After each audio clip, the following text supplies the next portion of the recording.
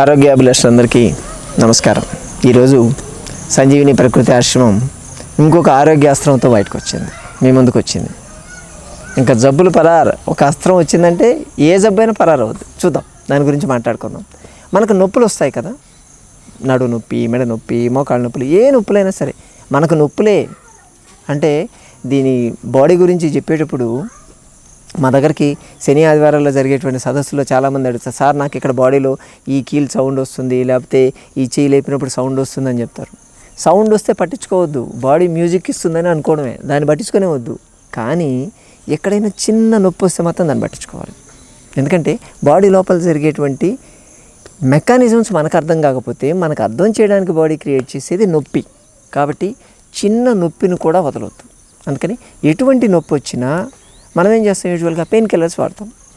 Pain killers అంటే ఆ వచ్చినటువంటి పెయిన్ని సబ్సైడ్ చేస్తాయి అవి. ఆ సబ్సైడు ఎవరికో డబ్బులు ఇచ్చి మనం చేయడం ఏంటంటే మనం చేసుకుందాం ఇంట్లో. ఇటువంటి ఇంతకుముందు వీడియోస్ మనం కొన్ని చిట్కాలు చెప్పాము. ఈరోజు చెప్పబోయేటువంటి చిట్కా వలూక స్వేద అంటాము.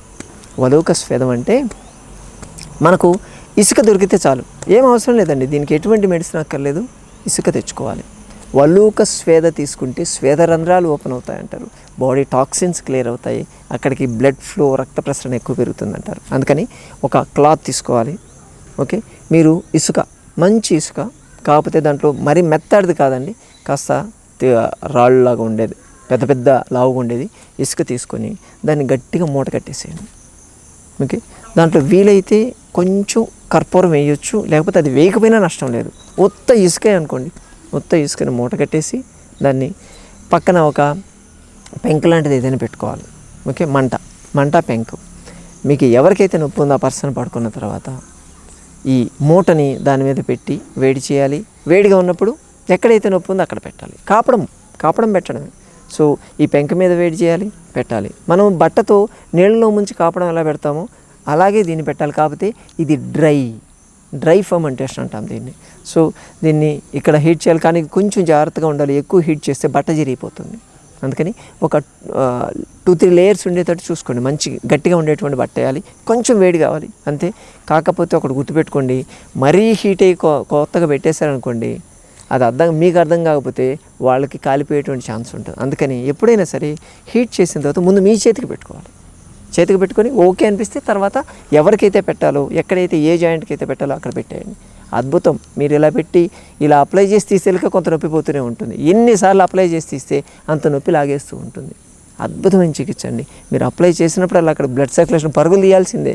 తీసి అక్కడ ఉన్నటువంటి లాక్టిక్ యాసిడ్ పూల్ ఏదైతే ఉంటుందో దాన్ని మొత్తం డ్రైన్ చేసి అక్కడి నుంచి ఎవాపరేట్ చేస్తుంది. మీ ప్రాబ్లం సాల్వ్. అది ఎవాపరేట్ అయిందంటే మీ ప్రాబ్లం కూడా ఎవాపరేట్ అయినట్టే, ఆవిరైపోయినట్టే. బయట డాక్టర్ల దగ్గరకు లేకపోతే మెడిసిన్స్కో పెట్టి మీ డబ్బులు ఎవాపరేట్ చేసుకునే దానికన్నా ఉన్నటువంటి జబ్బును ఎవాపరేట్ చేసుకుందాం. సరేనా? చిన్న ఇసుకను సంపాదిస్తే చాలు, ఎక్కడైనా దొరుకుతుంది. పట్టణాలు, నగరాలు, పల్లెలు ఎక్కడ ఏమక్కర్లేదు, జస్ట్ ఏ ప్లేస్లోనే ఇసుక దొరుకుతుంది. ఓకే, ఫ్రీగా దొరకకపోతే కొనవచ్చండి, ఒక 5 రూపాయలు ఇస్తే ఇస్తారు మనకు.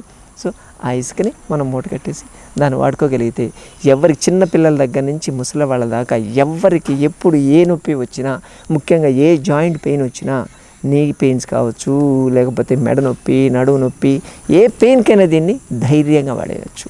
ఎటువంటి ఆయిల్ అప్లై చేయొద్దు. ఇది డ్రై ఫర్మెంటేషన్ అంటాం దీన్ని మా సంజీవిని ప్రకృతి ఆశ్రమంలో బాగా దీర్ఘకాలం నుంచి సఫర్ అయ్యేటువంటి నొప్పులకి ఈ వలూక స్వేదం మేము ఇస్తాం. దీనివల్ల రిలీఫ్ చాలా బాగుంటుంది, అద్భుతమైన రిజల్ట్స్ ఉంటాయి. దీన్ని వాడుకోండి. అలాగే వాడి వచ్చినటువంటి రిజల్ట్స్ని 10 మందితో షేర్ చేసుకోండి. దీనివల్ల మీకు వచ్చేటువంటి రిజల్ట్ని మాకు షేర్ చేయడం మాత్రం మర్చిపోవద్దండి. సో ఈసారి మరొక వీడియోతో మళ్ళీ కలుసుకుందాం. నమస్కారం.